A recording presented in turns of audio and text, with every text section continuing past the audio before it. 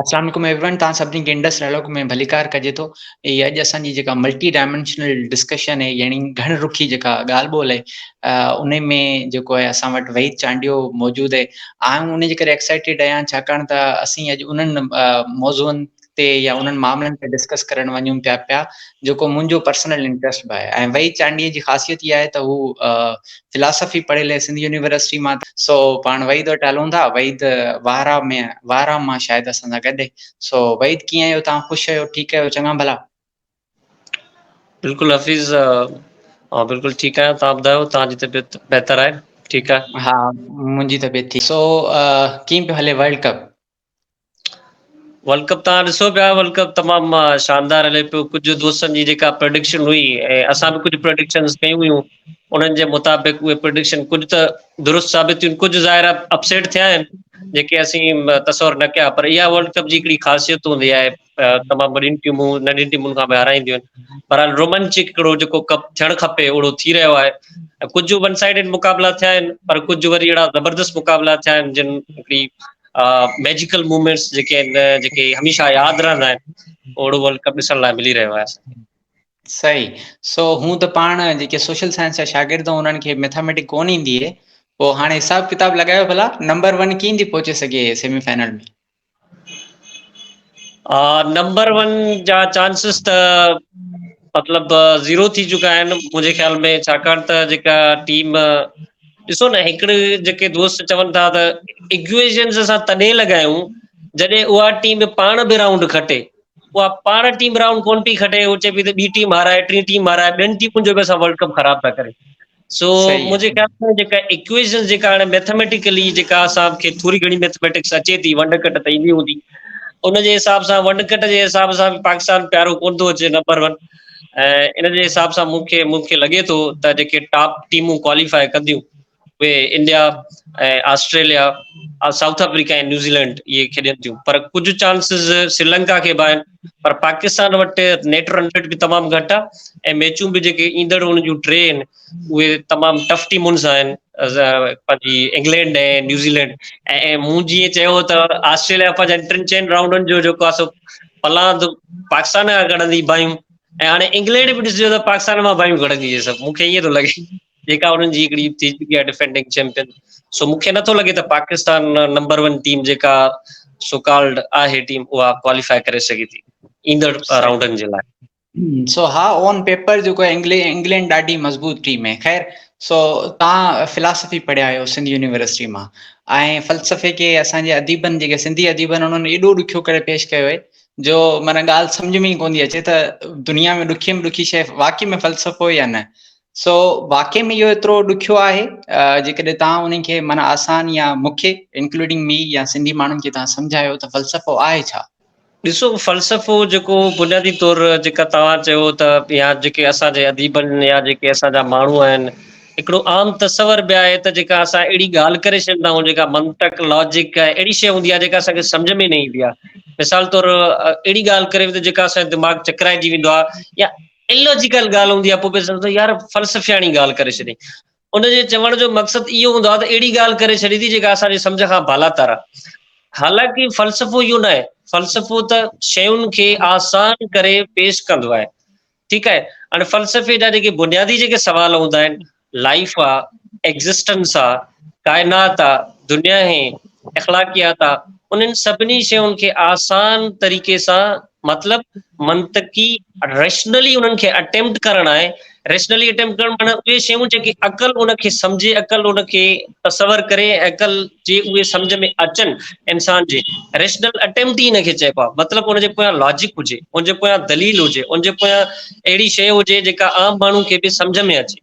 ठीकु आहे, त उनखे असां फ़लसफ़ो चवंदा आहियूं। हाणे एग्ज़िस्टेंस, वजूद, बाबा वजूद जे बारे में त सभु को डिस्कस करे थो। वजूद मतिलबु का शइ, का अहिड़ी शइ हुजे जेका ॿाहिरि वजूद रखंदे। रियलिटी जे बारे में असां ॻाल्हि ॿोल कंदा आहियूं, व्हाट इज़ रियलिटी, हक़ीक़त छा आहे। हाणे हक़ीक़त जा घणा रुख थी सघनि था, पर जेको हुनजो सिंपल अगर का असां ॿुधायूं त रियलिटी छा आहे, something which exist outside our mind, का अहिड़ी शइ जेका असांजे दिमाग़ खां ॿाहिरि वजूद रखंदी हुजे, जंहिंखे असांजा 5 जेके हवास आहिनि उहे उन्हनि में जेको आहे सो अची सघे, त उनखे असां रियलिटी चऊं था।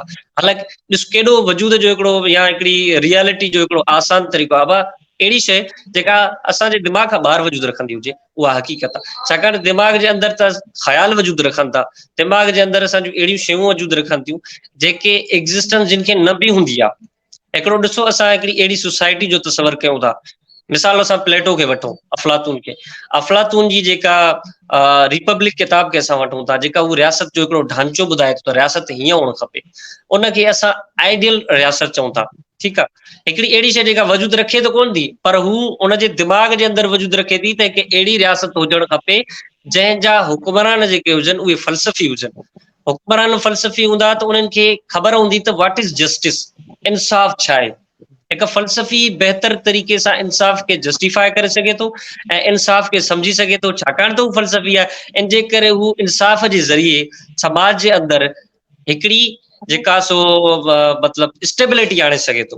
ठीकु आहे, त इहो हिकिड़ो आइडियल रियासत जो कमु आहे। इन जे करे फ़लसफ़े जो कमु आहे हिकिड़नि ॾुखियनि सवालनि खे तमामु आसान सवलो करे अहिड़ो पेश करे जो उनखे हिकिड़ो गॾा गाॾे वारो बि सम्झी सघे, अदीब बि सम्झी सघे। असां जहिड़ो जेको हिकिड़ो फ़क़ीर मंश माण्हू आहे जंहिंखे ॿियनि शयुनि जी एतिरी ख़बर कोन्हे काइनात जी, उहो बि उनखे सम्झी सघे, हा यार काइनात त हीअ शइ आहे।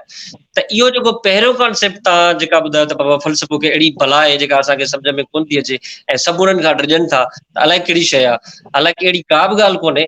फ़लसफ़े खे तव्हां खणी ॾिसो, हा ॿोली हिकिड़ी अंग्रेज़ी आहे या उर्दू आहे या जर्मन आहे या स्पेनिश आहे, उहा सम्झ में नथी अची सघे, उहा हिकिड़ा अलॻि ॻाल्हि आहे। पर अगरि असां कोशिशि करे उनखे हिकु अहिड़े तरीक़े सां पेश कयूं, फ़लसफ़े जी शागिर्दी जी ॻाल्हि थो कयां, ईअं कोन थो कयां त हरू भरू फ़लसफ़े जी ते उहो ॻाल्हाए सघे थो जेको सिंध यूनिवर्सिटी मां या GC यूनिवर्सिटी मां या कराची यूनिवर्सिटी मां डिग्रियूं करे अचे। तव्हां बि फ़लसफ़े ते ॻाल्हाए सघो था बहितर तरीक़े सां। सो फ़लसफ़े जो कमु कतई बि इहो कोन्हे त उन्हनि शयुनि खे ॾुखियो करे पेश करे। फ़लसफ़े जो कमु आहे सवलो, ऐं हा फ़लसफ़ो आहे शयुनि तरफ़ इल्मी अक़ली रवैये खे, मिसाल तौरु नॉलेज छा आहे, इल्मु छा आहे। हर कोई चवे थो बाबा 3 किताब पढ़, जेका बि किताब में पढ़ीसीं शइ उहा इल्मु आहे। ही मिसाल तौरु मूं वटि किताब आहे, हिन जे अंदरि जेका शइ इल्मु, इहा इंफॉर्मेशन आहे जेकी किताबनि जे अंदरि आहे, या जेका जनरल नॉलेज असां पढ़ूं था, या सऊदी अरब में छा थो थिए पियो या अमेरिका में छा थो थिए पियो, फ़लस्तीन में छा थो थिए पियो, इहो सभु शयूं जेके आहिनि इहे इंफॉर्मेशन आहिनि। व्हाट इज़ नॉलेज, इल्मु छा आहे, मतिलबु इल्मु छा आहे। मां सवाल जॾहिं असां करियूं था त हिकु त इहो थो थिए त असां इल्मु हासिल कीअं था करियूं, what are the sources of knowledge, इल्मु हासिल करण जा असां वटि तरीक़ा कहिड़ा आहिनि, इल्मु आहे छा, ऐं शयुनि खे असां कीअं था ॾिसूं। हाणे नॉलेज जेका आहे, हिकिड़ा आहिनि जेके नॉलेज में अचनि था, हिकिड़ा आहिनि तव्हांजा पंहिंजो रेशनलिस्ट, जेका हिकिड़ो यूरोप जे अंदरि जेको जहिड़ो ब्रिटेन जे अंदरि हिकिड़ा रेशनलिस्ट हुआ, हिकिड़ा तजुर्बियत पसंदि आहे, हिकिड़ा अक़लियत पसंदि हुआ। हिकिड़ा चवनि पिया त अक़ल जेका आहे उहा शयुनि जी हक़ीक़त ताईं पहुची सघे थी, शयुनि जी माहियत ताईं पहुची सघे थी, शयुनि जी इसेंस ताईं पहुची सघे थी। ठीकु आहे, ॿिया जेके आहे उहे तजुर्बियत पसंदि हुया, उहे चवनि पिया त तजुर्बे जे ज़रिए माण्हू जेको एक्सपीरियंस करे थो उन्हनि जे ज़रिए उहो शयुनि खे सम्झे थो। जेका लॉक बि ॻाल्हि कई त ताबूला रासा, मतिलबु जेका तव्हांजी माइंड आहे उहा तबूला रासा हिकिड़ी स्लेट आहे। ठीकु आहे, जॾहिं इंसान ॼमे थो त हुनजी ब्लैंक हिकिड़ी स्लेट आहे, ख़ाली आहे, एक्सपीरियंस हुन ते लिखे थो, तजुर्बो हुन ते लिखे थो, ऐं तजुर्बे जे ज़रिए असां शयुनि खे सम्झी सघूं था त काइनात जे अंदरि जेके हीउ सॼो वायुमंडल आहे, हीउ जेको सॼो माहौल आहे, इहो कीअं रिएक्ट थो करे हिकिड़ी ते। त इहो हिकिड़ो तरीक़ो आहे पंहिंजो नॉलेज में, तजुर्बियत पसंदि ऐं ॿिया रेशनल। हालांकि ॿई दुरुस्त हुया, अक़ल ज़रिए ऐं एक्सपीरियंस जे ज़रिए असां शयुनि खे सम्झूं था, पर हू ॿई हिक ॿिए सां जहिड़ो पिया कनि। जॾहिं पाण अॻिते करे ॻाल्हाईंदासीं त असांजे विच में अंदरि दोस्तनि जे विच में बि काफ़ी अहिड़ा जहिड़ा हूंदा आहिनि जेके शयुनि खे सम्झण घटि, पर उहो हिक ॿिए जे आर्ग्यूमेंट तरफ़ घणो वेंदा आहिनि त आर्ग्यूमेंट मां खटां। मिसाल तौरु हफ़ीज़ का ॻाल्हि कई आहे त मूंखे हफ़ीज़ खे ग़लति साबित करिणो आहे। हाणे असांजो जेको मक़सदु हुयो, असांजो जेको मक़सदु हो फ़लसफ़े खे सम्झण जे लाइ, काइनात खे सम्झण जे लाइ, हक़ीक़त खे सम्झण जे लाइ, वजूद खे सम्झण जे लाइ उहो किथे रहिजी वियो। असां पण हिक ॿिए जे आर्ग्यूमेंट्स में अची वियासीं त हफ़ीज़ खां मां खटां, हफ़ीज़ सोचियो त वहीद खां मां खटां। सो हालांकि जेको मेन मक़सद असांजो उहो रहिजी वियो हुयो। इहे यूरोप जे अंदरि जेको आहे सो ब्रिटेन जे अंदरि जेका झगड़ो थी वियो, जंहिंखे अची करे कांट अची करे सॉल्व कयो, जंहिं जेका सो हिकिड़ी थियरी ॾिनी त बाबा अकल बि सही आहे, तजुर्बो बि सही आहे, उहो सम्झनि था। तो चवण जो मक़सदु थोरनि लफ़्ज़नि में बयानु कयूं त फ़लसफ़ो आहे शयुनि खे अक़ली मंतकी रवैये तहत ॾिसणु। काइनात न अक़ली रवैयो, वजूद न अक़ली रवैयो, मंतकी रवैयो, ऐं शयूं ॿियूं जेके बि आहिनि, वजूद हुजे, पंहिंजो अख़लाकियात हुजे, समाज हुजे, समाजी रिश्ता हुजनि, रवैया हुजनि, पॉलिटिकल जेके आइडियाज़ आहिनि, उन्हनि सभिनी शयुनि खे ऐं समाज जे अंदरि जेके बि कॉन्सेप्ट्स आहिनि, उन्हनि अक़ली मंतकी लॉजिकल रवैये खे असां फ़लसफ़ो था चऊं। वहीद, तव्हां फिलासफ़ी जी सुठी डेफिनेशन ॾिनी। सो मुंहिंजो सवाल इहो आहे तव्हां खां त असां वटि ॿ चॉइसिस हूंदियूं आहिनि। असां जॾहिं बि दोस्तनि सां ॻाल्हियूं थींदियूं आहिनि, इहा ई बुनियादी ॻाल्हि हूंदी आहे त कॉलेज ताईं ॿ चॉइसिस हूंदियूं आहिनि, या त तव्हांखे इंजीनियर थियणो, या त तव्हांखे डॉक्टर थियणो। ठीकु आहे, हिकिड़ो सोशल साइंस वारो पासो ऐं ख़ासि करे फ़लसफ़े वारो पासो त माना हिकिड़ो तसवुर में बि नथो हुजे त इहो का आहे। सो तव्हांजो एज़ ए स्टूडेंट फ़िलासफ़ी ॾांहुं कीअं लाड़ो वधियो? बिल्कुलु हफ़ीज़, तव्हां दुरुस्त पॉइंट उथारी आहे त जंहिं समाज में फ़लसफ़ो त हिकिड़ी आख़िर ते रहे थी चॉइस, ऐं ॿियूं जेके फील्ड्स आहिनि, हाणे ॾिसो त फील्ड जेके चॉइस तहत रखियूं कीअं थी वञनि, उनखे पहिरीं सम्झूं असां। ॾिसो, असांजे समाज जेको आहे उहो मुआशी तौरु तमामु पोइ ते पियल आहे। असां हिकु अहिड़े घराणे, हिकु अहिड़े समाज मां अचूं था जंहिंजूं मुआशी हालतूं इंतिहाई ख़राब आहिनि। उहे सभ खां पहिरीं इहो ॾिसनि था त बाबा हिकिड़ो सवाल थींदो न त व्हाट इज़ स्कोप, हिकिड़ी शइ जो स्कोप छा आहे। स्कोप ॿिनि क़िस्मनि जा थींदा आहिनि। हिकिड़ो स्कोप इहो थींदो आहे त बाबा इन डिग्री हासिल करण खां पोइ असांखे नौकरी कहिड़ी मिलंदी, फील्ड कहिड़ी आहे, कहिड़ी जॉब असांखे मिली सघे थी, किथे किथे असांखे चॉइसिस आहिनि असांजी डिग्री करण खां पोइ, कंप्लीट करण खां पोइ। हिकिड़ो स्कोप त इहो आहे। ॿियो स्कोप इहो आहे त असां उन में पढ़ंदासीं छा। स्कोप एंड नेचर ऑफ जेका सो political science, of philosophy, of something, उहो त असां उनजे अंदरि डिस्कस कंदा त असां हिन में अंदरि पढ़ंदासीं छा। ठीकु आहे, त असांजे समाज जे अंदरि इहो तमामु घणो मर्ज़ आहे त असां वटि मुआशी हालतूं असांजूं ख़राब आहिनि। इन जे करे सभु पहिरीं असां इहो था सोचूं त असांखे जेको आहे सो अहिड़ी फील्ड चॉइस करणी आहे जेका फील्ड पैसो ॾेई सघे ऐं असांखे समाज जे अंदरि स्टेबल करे सघे। इहो हिकिड़ो पासो आहे। ॿियो मुंहिंजो ज़ाती, त मुंहिंजो फ़लसफ़े में अचणु कीअं थियो, उहो इन जे करे थियो त असां जॾहिं खां नंढा हुयासीं, मतिलबु नंढा त हाणे बि आहियूं, पुराणा कोन आहियूं, हालांकि वार मुंहिंजा खुशिया आहिनि सिंधी यूनिवर्सिटी पाणीअ जे करे, हासिल जे करे जवान आहियूं असांजा बि। पर जेॾी महिल नंढा हुयासीं, ॿार हुयासीं, उन वक़्त खां वठी करे असांजो जेको दोस्ताणो माहौल हो उहो तक़रीबन अदीबाणो हुयो। ऐं मुंहिंजा दोस्त जेके हुया, पंहिंजो सागर मुश्ताक ऐं पंहिंजो राजा अल्ताफ़ चाडियो साहब, ऐं ॿिया काफ़ी दोस्त अहिड़ा, इरफान मनान साहब ऐं कामरेड मनान चाडियो, उन्हनि सां मुंहिंजी जेका दोस्ती, उन्हनि सां मुंहिंजी जेका सो उथ वेह हुई, उहे अक्सर करे लाइब्रेरी ते, हिन वक़्तु बि आउं लाइब्रेरी में वेठो आहियां, पंहिंजी जेका काज़ी गफ़ार लाइब्रेरी आहे, उते वेही करे अक्सर करे हू डिस्कस कंदा हुआ। कहिड़ी असीं एग्ज़िस्टेंस जी ख़बर कोन्हे, हू ख़ुदा जी एग्ज़िस्टेंस ते डिस्कस कंदा हुआ त ख़ुदा जो वजूद छा आहे, उनजी वजूद कीअं आहे, उहो तारीख़ी आहे या उहो तारीख़ खां अॻु वारो आहे। ऐं ॿियूं अहिड़ियूं शयूं, उन्हनि शयुनि ते डिस्कस कंदा हुआ जिन ते दिमाग़ चकराइजी वेंदो। कंहिं फ़लसफ़ी चयो आहे त फिलॉसफी बिगिन्स फ्रॉम वंडर, फ़लसफ़ो हैरत खां शुरू थिए थो। हिकु अहिड़ी ॻाल्हि जंहिं ते हैरत अची वञे, डाउट थिए त हीअ शइ कीअं आहे, त उन खां फ़लसफ़े जी शुरूआत थी थिए। त मुंहिंजी फ़लसफ़े तरफ़ जेको लाड़ो थियो उहो हैरत मंझां ई थियो हुयो त यार ही अहिड़ियुनि शयुनि ते डिस्कस कनि था जिन ते त फ़तवाऊं लॻल आहिनि, जिन ते त अहिड़ियूं शयूं आहिनि जिन ते मतिलबु ओपनली डिस्कस ई नथो करे सघिजे। इन्हनि ते बि डिस्कस करे सघिजे थो या न, पहिरीं त सवाल इहो। सो उहा जेका हैरत हुई सागर मुश्ताक जे डिस्कशन्स में, या पंहिंजो काबिनेट बनाइण वारनि जी डिस्कशन में, इरफान बनाइण वारनि जे, राजा अल्ताफ वारनि जे अदीबानी डिस्कशन में, सो उन्हनि मूंखे जेके किताब पढ़ाया, शुरूआती किताब आहे उहा फिलोसफी ऑफ रिलीजन हुयो, मज़हब जो फ़लसफ़ो, मौलाना उबैदुल्लाह सिंधी जो शायदि किताब आहे, ऐं पंहिंजो मौलाना अबुल कलाम आज़ाद जो फ़लसफ़ो असूल हदूं तारीख़ ऐं इर्तिक़ा, इहे मूं बुनियादी 2 किताब पढ़िया हुआ। उन्हनि खे पढ़ंदे करे मुंहिंजो जेको इंसानी दिमाग़ आहे ज़ाहिर उहो हैरत में पइजी थो वञे अहिड़ा सवाल ॾिसण खां पोइ, त पोइ उन हैरत मंझां मूं फ़लसफ़े जी चॉइस फ़लसफ़े खे रखियो, पर मूं फ़लसफ़े जी चॉइस सेकंड चॉइस रखी, मूं न रखी, आदर्श अमीर जान रखी, तुने उनजो त फ़लसफ़ो रखो ऐं तुंहिंजो जेको मिज़ाज आहे उहो फ़लसफ़े वारो आहे। ऐं मां सवाल बि अहिड़ा कंदो हुयुसि कुझु जेके लॻंदा हुया त फ़लसफ़े टाइप हुजनि या न, कुझु गैरअक़ली बि थी सघनि था, पर सवाल करण वारो जेको तरीक़ेकार आहे उहो हिकिड़ो फ़लसफ़े वारो आहे। हालांकि पाण अञा बि फ़लसफ़े जा स्टूडेंट आहियूं ऐं काफ़ी शयूं असांखे त सम्झ में बि न आयूं आहिनि, पर ईअं ई मुंहिंजो फ़लसफ़े तरफ़ अचणु थियो मुंहिंजे दोस्तनि जे थ्रू, मुंहिंजी संगत जे थ्रू। पोइ सिंधी शागिर्द तहरीक में आयुसि, उस्ताद पलीजे साहब सां मूंखे 2009 में मुलाक़ात जो शरफ़ हासिल थियो। लास्ट टाइम जॾहिं पलीजे साहब वारा में आयो, मूंखे हुन चपल बि पातल कोन्हे, मां हाई स्कूल जो शागिर्द कोन हुउसि, 4थे-5 में पढ़ंदो हुउसि 2009 में।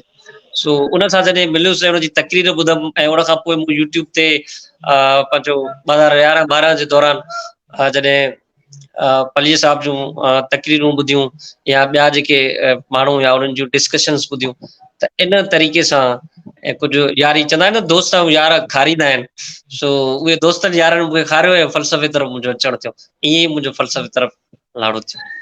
वही त तव्हां हिकिड़ो माना मयार खणी आया हुआ सिंधी यूनिवर्सिटी में, सो अहिड़ा तमामु घटि शागिर्द हुजंदा। मिसाल जे तौर ते आउं पॉलिटिकल साइंस में ई आयुसि, बाबा मुंहिंजो बाबू जेको आहे उहो शुरू खां BBC ॿुधंदो आहे, हुननि सभिनी शयुनि जी माना हिकिड़ी सुरत हुई। सो तव्हां बि हिकिड़ो अहिड़े क़िस्म जो मयार खणी आया, अॻु में पढ़िया लिखिया हुया, पलीजे साहब सां मिली चुका हुया, हेॾी सगारी तव्हांजी संगत हुई जंहिंमें कामेड मनान चांडियो हुया, इहे सभु माण्हू हुआ। सो जॾहिं तव्हां सिंधी यूनिवर्सिटी पहुता त सिंधी यूनिवर्सिटी जे मयार तव्हांखे मुतासिर कयो, छा थियो? माना हिते फिलासफ़ी कीअं बि पढ़ाई वञे ऐं दुनिया में कीअं बि पढ़ाई वञे, तव्हांजो एक्सपीरियंस कीअं रहियो? हफ़ीज़, मां दुनिया जो एक्सपीरियंस त हिन वक़्तु एतिरो बयानु नथो, छाकाणि त यूनिवर्सिटी में वञी न सघियो आहियां।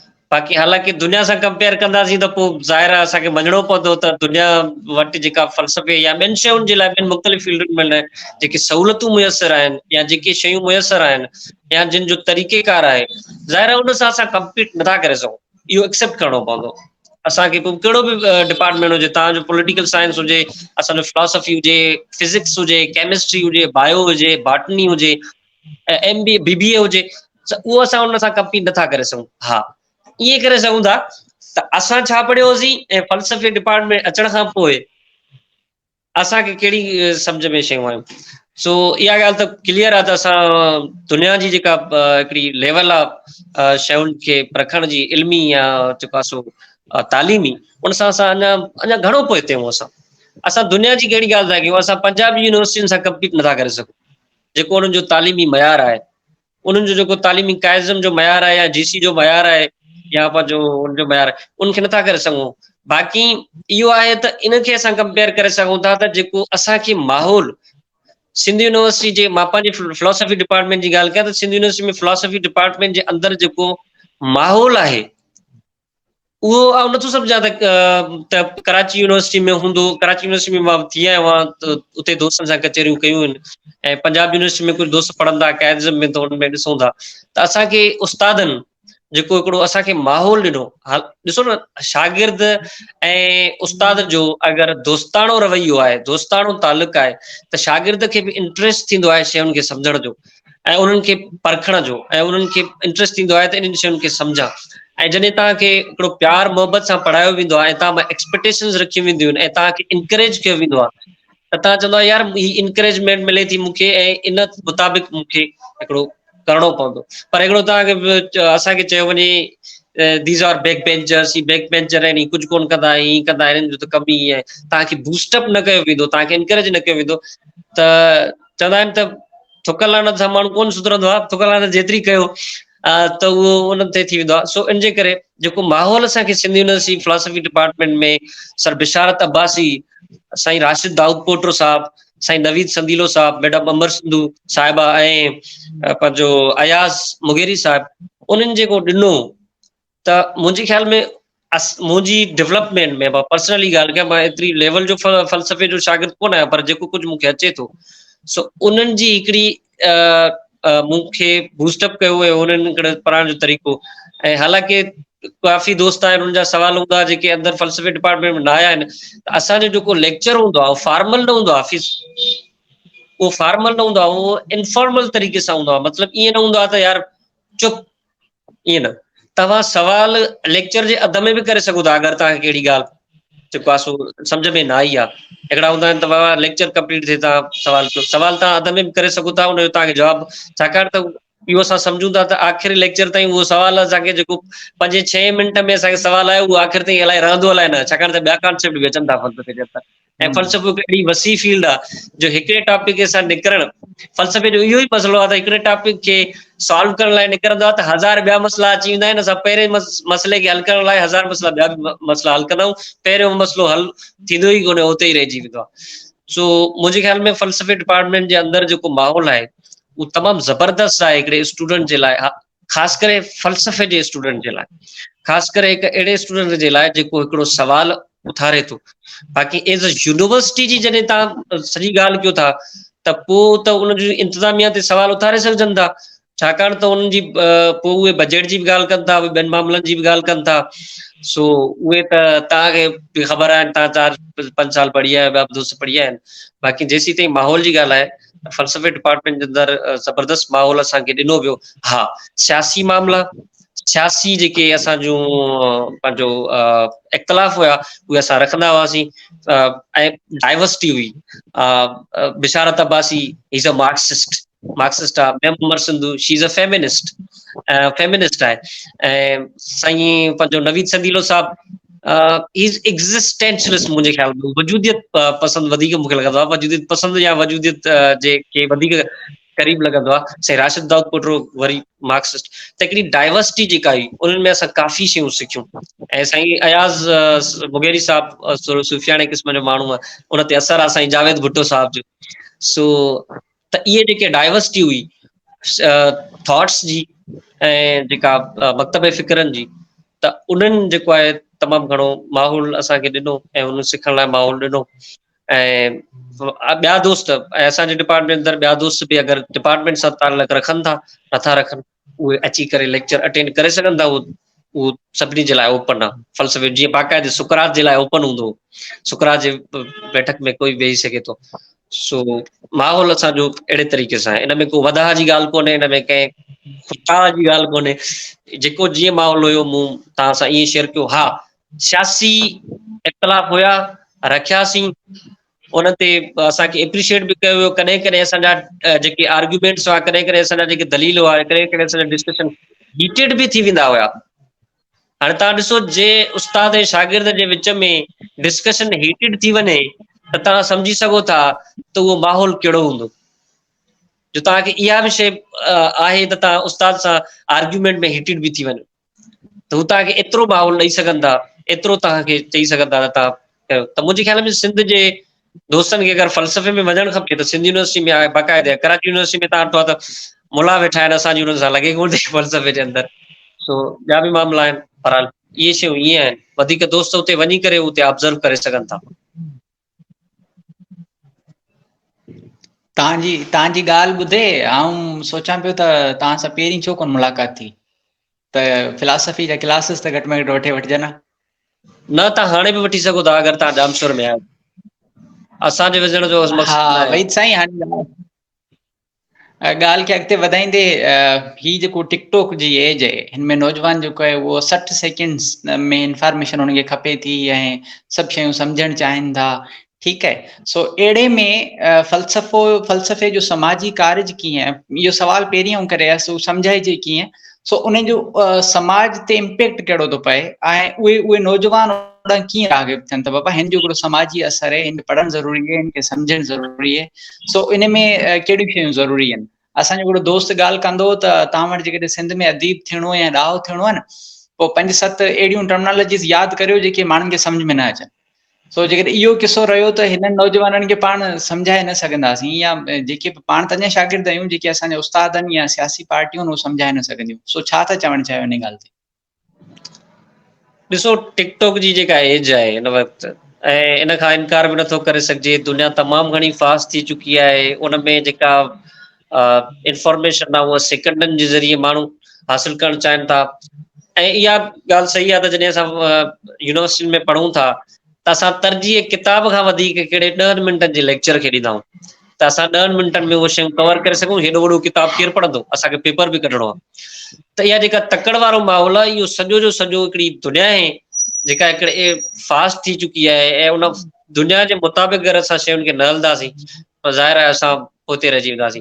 हा, पर टिकटॉक जे एज में फ़लसफ़े जो समाजी कार्य छा आहे? हाणे फ़लसफ़े जे समाजी कार्य जो जॾहिं सवाल अचे थो, असां वटि हिकिड़ो माण्हू, मतिलबु हिकिड़ो देव कामत शख़्सियत जंहिंखे असां चऊं, उहो ज़हन जे अंदरि अॻियां तरी अचे थो। उहो आहे कार्ल मार्क्स। मार्क्स हिकिड़ी ॻाल्हि कई हुई त all philosophers interpreted the world in various ways, however the point is to change it। दुनिया जा जेके बि फ़लसफ़ी उन्हनि सिर्फ़ु दुनिया जी तशरीह कई आहे त काइनात हीअं, दुनिया हीअं, अकल जे ज़रिए इस्तेमालु करे सघिजे थो, सम्झी सघिजे थो, तजुर्बे जे ज़रिए करे। बाबा, मसइलो आहे त उनखे तब्दील कीअं कजे?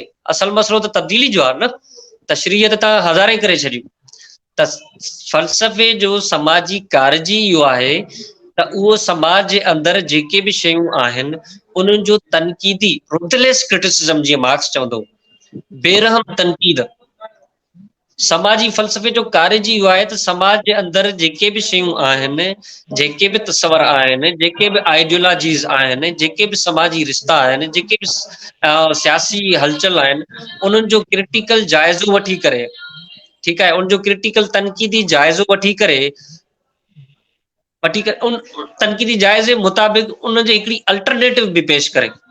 मिसाल तौरु, मां तव्हांखे चवां, तव्हां हिकिड़ी हैदराबाद में रेड़ी खोले वेठा हो फ्रूट जी, मां तव्हां चवां यार हफ़ीज़ इहा रेड़ी बंदि करे छॾ, इहा रेड़ी फ्रूट वग़ैरह तुंहिंजो इहो कमाई कोन थो, इहो खाई थो, जो कमाए थो अची शाम जो ख़तमु थो करे छॾी, तुंहिंजो फ्यूचर हिन सां कहिड़ो थींदो, तुंहिंजो मुस्तक़बिल कीअं थींदो, तुंहिंजा ॿार कीअं पढ़ंदा? तुंहिंजे हा यार ॻाल्हि सही थो करी, मां फ्रूट जो खपायां थो, उहो त शाम जो अचे मानी वग़ैरह इहो गिह में पैसा हलिया था वञनि, मुंहिंजी क्या अहिड़ी शइ बचे कोन थी जंहिं मां सेविंग कयां। ॿुधाए त भला छा कयां, ॿियो छा कयां? मां जॾहिं तव्हांखे ॿुधाईंदुसि ई न त तव्हां फ्रूट जी जॻह ते ॿी शइ खोलियो, अल्टरनेटिव ॾींदुसि, चवंदो चरियो आहे, मूं वारी रेड़ी बि बंदि थो कराए, मूं वारो जेको गिहु तेल वग़ैरह अचे थो इहो बि मुंहिंजो बंदि थो कराए। त तनक़ीद जो मक़सदु इहो न आहे त तव्हां सिर्फ़ु शयुनि खे रिजेक्ट कंदा वञो, शयुनि खे ख़तमु कंदा वञो, हीअ बि ग़लति, हू बि ग़लति, हे बि ग़लति, हो बि ग़लति, जलाल मोहम्मद शाह बि ग़लति, पलीजो साहब बि ग़लति, जीएम सेठ बि ग़लति, सभु ग़लति। ग़लति आहिनि, सही कहिड़ो आहे उहो त ॿुधा। त उहा शइ जेका अल्टरनेटिव वारी आहे, तनक़ीद जो मक़सदु ई इहो आहे त तव्हां हिकिड़ी शइ जे मुताबिक़ अल्टरनेटिव बि ॾियो, हीअ शइ ग़लति आहे त हीअ शइ सही आहे। हाणे असां जॾहिं टिकटॉक खे ग़लति था चऊं त बाबा टिकटॉक ते तव्हां टाइम वेस्ट था कयो, हालांकि कुझु माण्हू त लखे करोड़ रुपया टिकटॉक ते कमाइनि था। ही एज जेका आहे उहा पैसे जी एज आहे। हीअ जेका आहे, जीअं मार्क्स त 18वीं सदी में मार्क्स चयो त मनी इज़ मिनी गॉड। दुनिया जो हर मसइलो जेको आहे उहो तव्हांजो मुआशी मसइलो आहे। ॿ भाइर घर में विढ़नि था, तव्हां हुनजे पोयां ॾिसो, जेके गहराई सां ॾिसो त हुनजे पोयां को न को मुआशी मसइलो हूंदो, मिल्कियत जो मामिलो हूंदो। ऐं ते मूंखे हिकिड़ी अनवर मक़सूद जो इंटरव्यू यादि थो अचे, पाण हुन मामले ते ईंदासीं। अनवर मक़सूद खां कंहिं पुछो त तव्हां पंहिंजी फैमिली जे बारे में ॿुधायो, पंहिंजे बचपन जे बारे में ॿुधायो। चई असां हुयासीं 10 खां 12 घर भाती, 7-8 ॿाहिरि हुआसीं, 4 हुयूंसीं भेणूं, माशाअल्लाह असां सां एॾो प्यार हो, कॾहिं बि असां न विढ़ियासीं। उनजो चई सबबु इहो त बाबो रुपयो बि कोन छॾे वियो सवाइ असां 12 माण्हुनि जे। सो हुन को अहिड़ो शइ छॾी कोन्हे जंहिंजे असां पोइ विढ़ूं। त जेका इहा शइ आहे, इन टिकटॉक जी एज में असां फ़लसफ़े जो समाजी कार्य इहो आहे त शयुनि खे क्रिटिकली, हालांकि समाजी कार्य में वरी जेको अचे थो त तव्हांजी जेके पॉलिटिकल तंज़ीमूं आहिनि उहे माण्हुनि जो कीअं जेको तरबियत कनि थियूं, ठीकु आहे, फ़लसफ़े तरफ़ हुनजो लाड़ो कीअं थियो। हाणे इहो तमामु घणो जेको हाणे मिसाल तौरु सिंध जे अंदरि एनजीओस टाइप तमामु घणा प्रोग्राम अची विया आहिनि। 3 ॾींहं तव्हांजा प्रोग्राम थियनि था पिया। हालांकि इहो कमु जेको आहे पॉलिटिकल तंज़ीमुनि जो कमु आहे। पॉलिटिकल तंज़ीमूं लेक्चर प्रोग्राम कराईंदियूं फ़लसफ़े जे हवाले सां, त उते पंहिंजो आइडिया, पंहिंजी हिकिड़ी सियासी जेको नैरेटिव आहे उहो पेश करे वेंदियूं। जीअं एनजीओटिक जेके अदीब आहिनि उहे बि एनजीओ जी हिकिड़ी ॻाल्हि रखे था वञनि त दुनिया में हीअ शइ हले थी, बाबा सियासत में छा रखियो आहे, टाइम वेस्ट था कयो, डिग्रियूं करे सियासत था कयो, अचो की मार्केट में अचो, अहिड़ियूं शयूं जेके आहिनि। त इन जे अंदरि सभिनी खां वॾो जेको हिते फ़लसफ़े वारे हवाले सां या दुनिया खे तब्दील करण जे हवाले सां हमेशह जेको रोल रहियो आहे उहो तरक़ी पसंद तंज़ीमुनि जो रहियो आहे।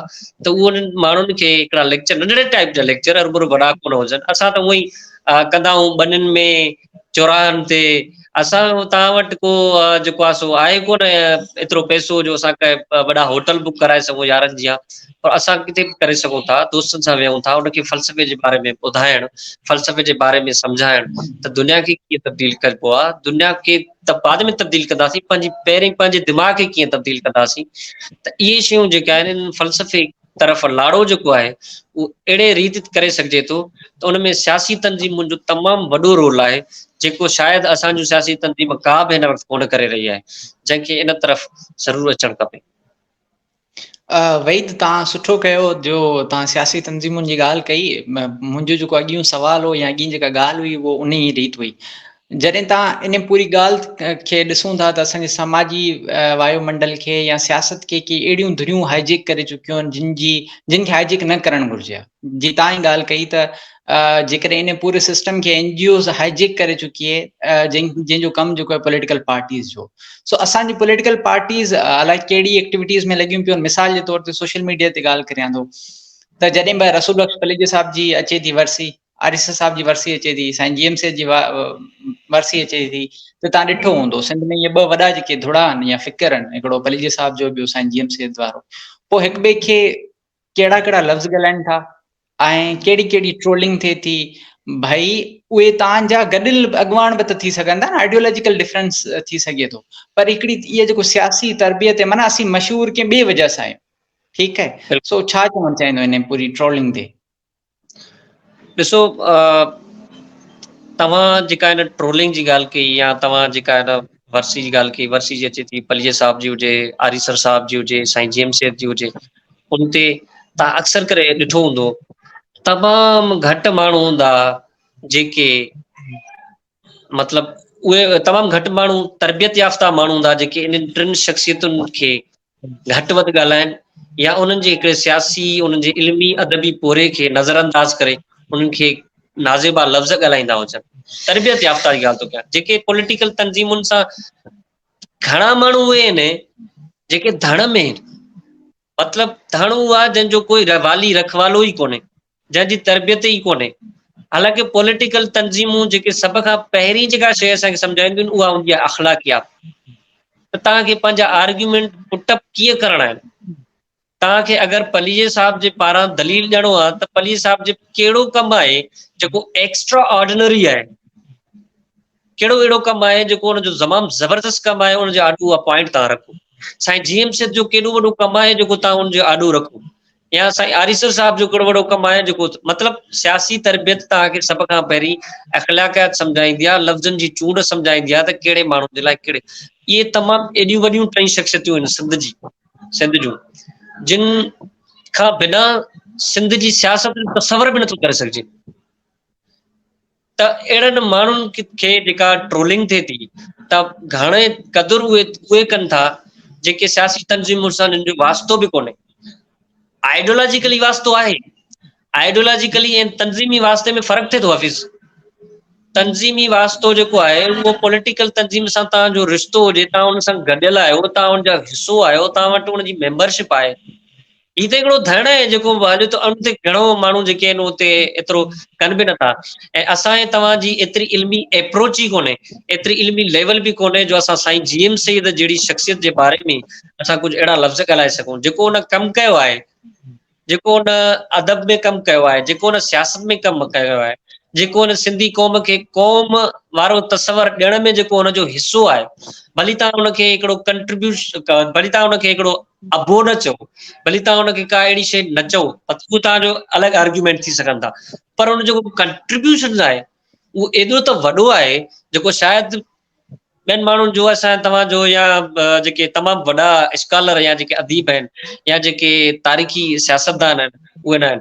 सिंध में भला सिंध खे लतीफ़ खां बिना तसवर नथो करे सघिजे, सिंध खे जीएम सेठ खां बिना तसवर नथो करे सघिजे, सिंध खे पलीअ साहिब जी सियासत खां बिना तसवर नथो करे सघिजे।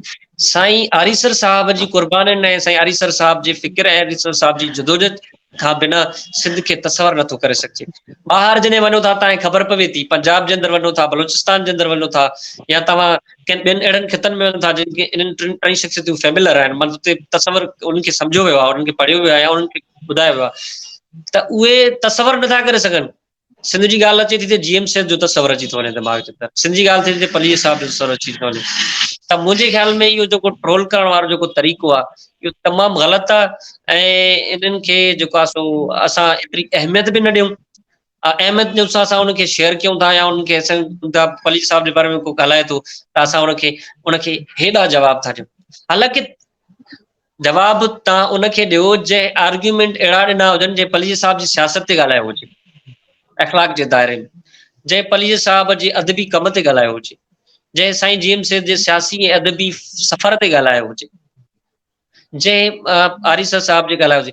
हाणे मेन मसइलो इहो आहे त असां ई माण्हू आहियूं जेके उन्हनि खे अहमियत ॾियूं था, जेके असां सम्झूं था त हुननि हिकिड़ी ट्रोल करे छॾियो त वॾी ॻाल्हि थी वई, हालांकि सभिनी खे ख़बर आहे त हुननि जी शख़्सियत केॾी वॾी आहे ऐं तव्हां जेका ॻाल्हि कई आहे उहा केॾी नंढड़ी आहे।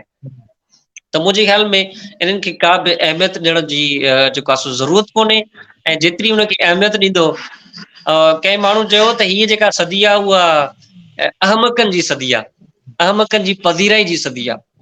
त ट्रोल करण जो जेको आहे उहो सिर्फ़ु सियासत में कोन्हे, उहो सिर्फ़ु सिंध जो मसइलो कोन्हे, उहो पूरे पाकिस्तान जो मसइलो आहे, उहो सॼे हर फील्ड जो मामिलो आहे। हीउ दौरु मीम्स जो दौरु आहे, असांजो ही वीडियो करे ठाहे करे को मीम्स ठाहे सघे थो, सो इहो दौरु अहिड़ो आहे। इन जे अंदरि जेको आहे मुंहिंजे वरी बि इहा ॻाल्हि हूंदी त इन्हनि खे अहमियत ॾियण जी का बि ज़रूरत कोन्हे, ऐं कॉमेडी थींदी आहे, कॉमेडी ऐं वल्गैरिटी में फ़र्क़ु आहे। मज़ाक निगारी ऐं ॿी जेका वल्गैरिटी आहे उनमें ॾींहं राति जो डिफरेंस आहे, उनमें वरी थोरी थिन लाइन बि आहे। तव्हां कॉमेडी कहिड़े तरीक़े सां करे सघो था, कॉमेडी अलॻि लेवल जी आहे, कॉमेडी तव्हां करे सघो था, उन जो हिकिड़ो आहे, पर तव्हां ट्रोल नथा करे सघो। ट्रोल हिकु अलॻि मामिलो आहे, ट्रोल बेइज़ती आहे, ट्रोल जेका आहे अहिड़ी शइ आहे जंहिंखे मतिलबु असांखे इन्हनि माण्हुनि सां न करे जेका करे मज़ाक निगारी थी सघे थी। सो मूंखे नथो लॻे त इन्हनि सां को वॾो इम्पैक्ट पए थो, हालांकि उहे पंहिंजी हिकिड़ी सियासी तरबियत ॾेखारनि था, सियासी तरबियत उन्हनि जी आहे कोन, पंहिंजी उहा तरबियत ॾेखारनि था, ऐं उन्हनि जे चवण सां कुझु बि असांजे वॾनि टिनि वॾनि अज़ीम शख़्सियतुनि साईं आरीसर साहिब, साईं जीएम सेठ साहिब ऐं साईं पली साहिब ते को बि असरु कोन थो पए, उनजी शख़्सियत ते को बि असरु कोन थो पए, उनजे फ़िक्र ते असरु कोन थो पए, उनजी जदोजहद ते बि रती बराबरि फ़र्क़ु नथो पवे, ऐं असां तव्हांखे बि फ़र्क़ु टपाइण बि खपे। मुंहिंजे ख़्याल में तारीख़ उन्हनि खे साबित करे छॾियो आहे, तूं केॾा वॾा शख़्सियत माण्हू। अच्छा वही त तव्हां हींअर ॻाल्हि कई कॉमेडी जी, मिसाल जे तौर ते तव्हां जी हिन सेशन में मेच्योरिटी सां ॻाल्हायो आहे, ऐं त तव्हांखे सुञाणा, मूं त तव्हांखे ॼातो हुयो त वही कहिड़ी वॾी शइ आहे, ठीकु आहे, पर हिकिड़ो आम नैरेटिव वहे थो। मिसाल जे तौर ते ॿ मज़ाया या कॉमेडी वारियूं पोस्टूं करण सां न माण्हू चवनि था गैर संजीदा आहे, ठीकु आहे, सो असां बि अहिड़े क़िस्म जो हिकिड़ो सिलसिलो शुरू कंदासीं, पोइ जॾहिं मूं हिकिड़ो मज़मून लिखियो त दोस्तनि जो अच्छा तूं लिखी बि सघंदो आहीं छा, सो माना एज़ रियल भाई लिखी बि सघंदो आहीं छा, माना सियासत ते बि लिखी सघंदो। मूं चयो मूं पॉलिटिकल साइंस 4 साल पढ़ी है, सो तव्हां बि ज़ाहिर ॻाल्हि आहे जहिड़ी तरीक़े सां संजीदगी सां ॻाल्हायो था, क़ौम छो कोन थी मञणु चाहे या असांजो समाज छो कोन थो मञणु चाहे त कॉमेडी इट सेल्फ जेको आहे उहो संजीदगी आहे, माना समाज ते तव्हां समाज खे जंहिं रीति तव्हां प्रेज़ेंट करो था या समाज ते तव्हां मज़ाक करियो था, इहो इट सेल्फ संजीदगी आहे। सो तव्हां छा चवणु चाहींदो, तव्हां बि ख़ुदि इन ट्रैक जो शिकार रहिया हो, आउं बि इन ट्रैक जो शिकार रहियो आहियां त भाई गैर संजीदा, ठीकु आहे, सो असांजी संजीदगी माण्हुनि खे वणे ई कोन, असांजी गैर संजीदगी माण्हुनि खे वणे थी, छा चवणु चाहींदो तव्हां? बिल्कुलु हाफ़िज़, मूं सां बि इहो तमामु घणो इशू रहियो आहे, इहो फेसबुक ते त रहियो ई रहियो आहे, पर मूंसां पंहिंजो कचहरियुनि में बि रहियो आहे, त दोस्त चवंदा आहिनि तव्हां मतिलबु संजीदगी कोन तव्हां तयारु कयो ऐं तव्हां संजीदा पहिरीं हुयो हाणे न आहियो। पहिरीं तव्हां हुयो जेॾी महिल तव्हां 7-8 में हुयो, तव्हांजी 10-12 साल उमिरि हुई, तव्हां ॾाढा संजीदा हुयो, तव्हां हाणे संजीदा न आहियो। त मां अक्सर करे चवंदो आहियां त समाज जी बेरहम तनक़ीद ऐं समाज जो मतिलबु समाज जे बेरहम तनक़ीद अगरि कोई करे सघे थो त उहो कॉमेडियन ई करे सघे थो। समाज जा बेरहम तनक़ीद निगार ई कॉमेडियन हूंदा आहिनि। जेका शइ हिकु आम माण्हू नथो करे सघे उहो कॉमेडियन हिकु बहितर तरीक़े सां करे सघे थो। उनजा मां चंद मिसाल ॾेई सघां थो। हाणे असांजी क़ौम या दुनिया जूं ॿियूं क़ौमूं तक़रीबन अहिड़ियूं आहिनि, तक़रीबन दुनिया जूं ॿियूं क़ौमूं बि अहिड़ियूं आहिनि जेके डिप्रेशन जो शिकार आहिनि, जेके अहिड़ियुनि शयुनि जो शिकार आहिनि जेके इन्हनि खे सम्झनि कोन था। ऐं कुझु वरी स्कॉलरली अदीबाणे दिमाग़, स्कॉलरली दिमाग़ तहत डिप्रेशन जा शिकार आहिनि। उन्हनि जी डिप्रेशन इहा आहे त बाबा जेको संजीदा माण्हू आहे, जेको वेही करे डेली ख़ुश्क मौज़ूअनि ते डिस्कस करे, उहो संजीदा क़िस्म जो माण्हू।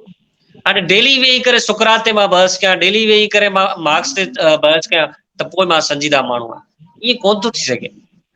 इन जे करे तव्हां ॾिसो त अगरि कॉमेडी ते तव्हां ॻाल्हायो त दुनिया जो सभिनी खां पहिरियों त नथा चऊं पर तमामु वॾो अगरि कॉमेडियन अगरि आहे त उहो फ़लसफ़ी आहे, अरिस्टोफेनीज़ फ़लसफ़ी आहे। उन जा जेको कॉमेडी जा जेके उन किताब लिखिया आहिनि, तक़रीबन 12 किताब लिखिया आहिनि कॉमेडी ते, नंढड़ा नंढड़ा किताबचा उन कॉमेडी ते लिखिया आहिनि, जंहिंमें हिकिड़ो किताब उनजो मशहूरु किताब आहे द क्लाउड्स।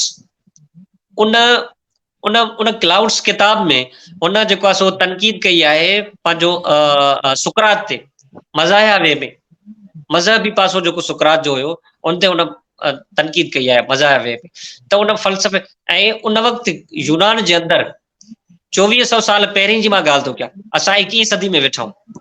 मां 4 सदियूं हिन जेको आहे सो ईसवी सन खां बि पोइ ते थो वञा, मतिलबु 4 सदियूं अॻ में उते हिकिड़ा वॾा बेड़ाका थींदा हुआ। तव्हां तसवर कयो 10,000 माण्हू ऑडियंस तौर वेंदा हुआ कॉमेडी जो प्रोग्राम करण लाइ।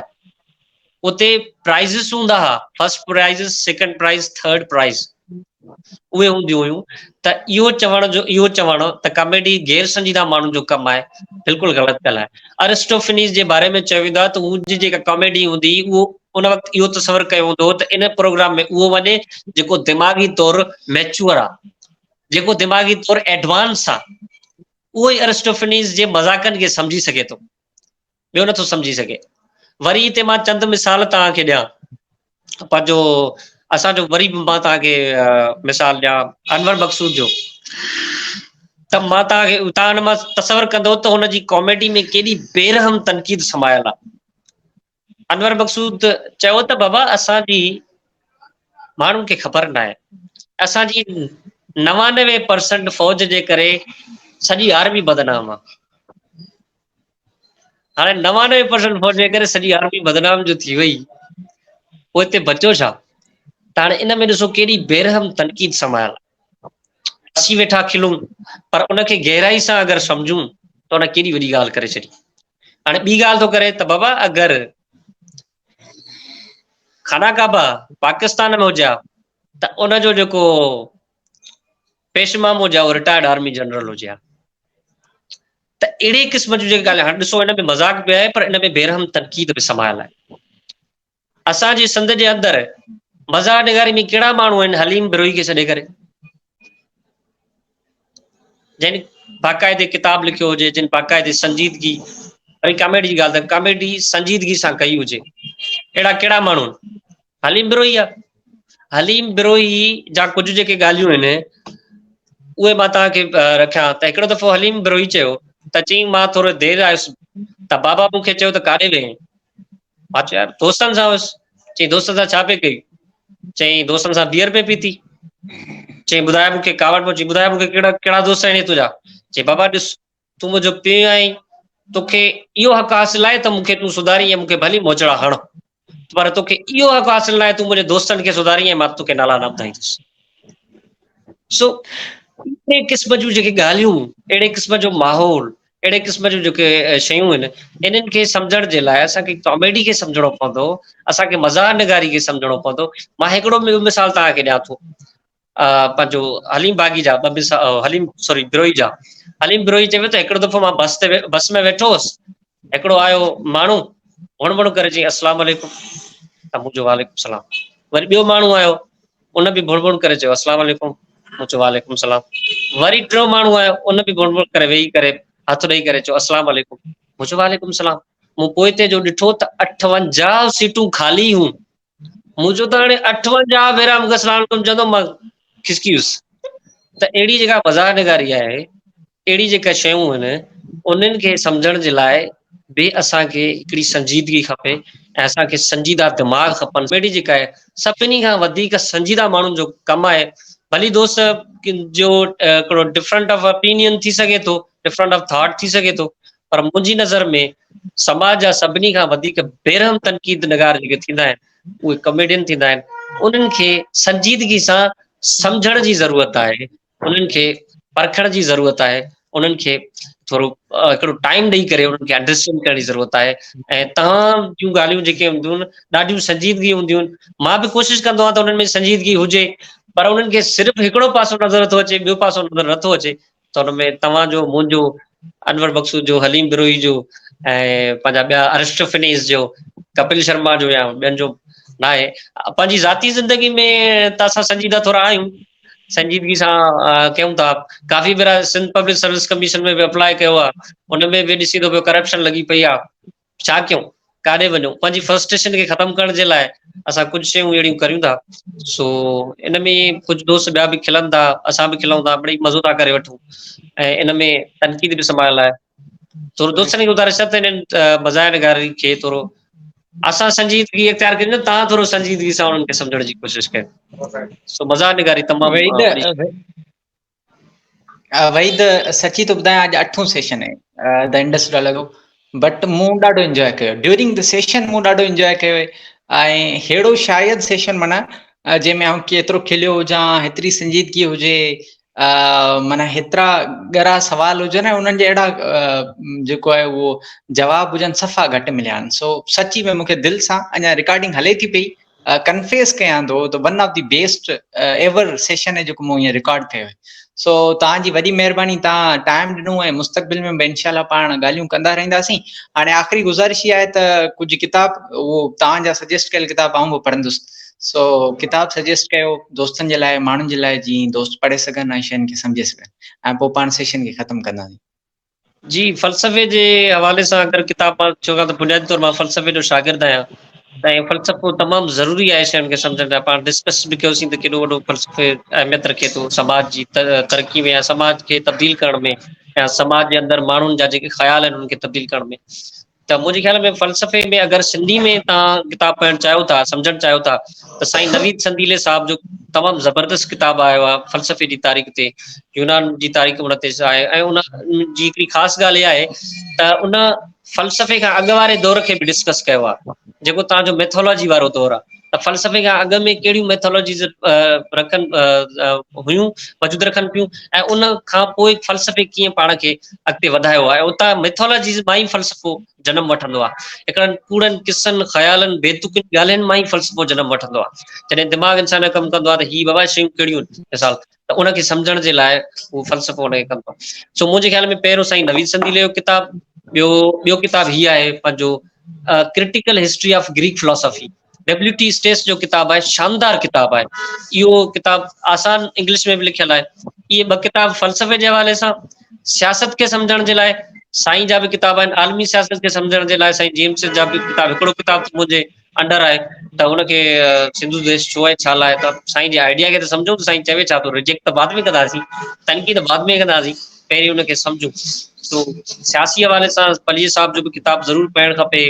ऐं जेको आहे सो सुबुह थींदो जीअं पली साहिब जे फ़िक्र खे बि असां सम्झी सघूं, जीअं संजीदगी सां पंहिंजा सवाल रखे सघूं। पली साहिब बि तनक़ीद खां मथां हुन आहे, साईं जेम्स बि तनक़ीद खां मथां हुन आहे, आरीसर बि तनक़ीद खां मथां हुन आहे, कोई बि तनक़ीद खां मथां हुन आहे। मसइलो सिर्फ़ु इहो आहे त उन्हनि खे सही नमूने संजीदगी सां पढ़ण जी ज़रूरत आहे, इन जे करे उनखे पढ़णु खपे। ऐं अगरि अदब जे हवाले सां पढ़णो आहे, लिटरेचर जे हवाले सां, त मुंहिंजे ख़्याल में पलीअ साहिब जो किताबु आहे पंहिंजो संधी ज़ात हंजन अंधा हूंदा वेज, तमामु शानदार किताब आहे। साईं जेम्स जो किताब आहे, मुंहिंजा फेवरेट किताब मां तव्हांखे ॿुधायां थो। ऐं साईं जेम्स जो किताब आहे पंहिंजो मज़हब जे हवाले सां लिखियल अथसि, मुंहिंजे ख़्याल में जी ॾिठो आहे मूं, शानदार किताब आहे, उहो दोस्तनि खे पढ़णु खपे। इहे चंद किताब आहिनि, इहे बुनियादी तौर दोस्तनि खे जेको आहे पढ़णु खपनि। ऐं आख़िरी ॻाल्हि हफ़ीज़ इहा मां ज़रूरु करणु चाहींदुसि, उहा अगरि इजाज़त आहे त। जी जी जी, भले भले भले करे सघो। असल में असांजा कुझु दोस्त चवंदा आहिनि त तव्हां सियासत ते तॾहिं ॻाल्हायो जॾहिं तव्हांखे सियासत जे सीन जी ख़बर हुजे। ठीकु आहे, पोइ अगरि सियासत जे सीन जी ख़बर पए त हे जेका हिननि नवंबर अचण वारो आहे, अक्टूबर ऐं नवंबर में जेका शादी जी धड़ाधड़ शादियूं था कनि पिया, इन्हनि खे पहिरीं ज़ाल जे ज़े जी बि त ख़बर हुजणु खपे त ज़ाल जे ज़े जी मतिलबु छा आहे। सो सियासत जे सीन खां सम्झण खां पहिरीं ज़ाल जे ज़े खे सम्झण जी तमामु घणी ज़रूरत आहे। दोस्तनि खे गुज़ारिश आहे त, छाकाणि ज़े सां ज़ंजीर बि ईंदो आहे साहब। ठीकु आहे ठीकु आहे ठीकु आहे, वहीद साईं ॾाढो भलो सेशन। उमेद आहे त क़ौम ॿुधंदी ऐं इंजॉय कंदी, घणो कुझु सम्झंदी हिन सेशन मां। हूअं त क़ौम पाण वारी डिघा सेशन्स या डिघियूं शयूं घटि ॿुधंदी आहे, वरी बि उमेद कयूं था त ॿुधंदी। सो तव्हांजी वॾी महिरबानी वहीद साईं। हफ़ीज़ साईं तमामु घणी महिरबानी, तव्हां हिन लाइक़ु सम्झो, वरी पाण कचहरियूं कंदासीं ज़रूरु। इंशाल्लाह इंशाल्लाह इंशाल्लाह, इंडस डायलॉग ते कचहरियूं जारी रहंदियूं।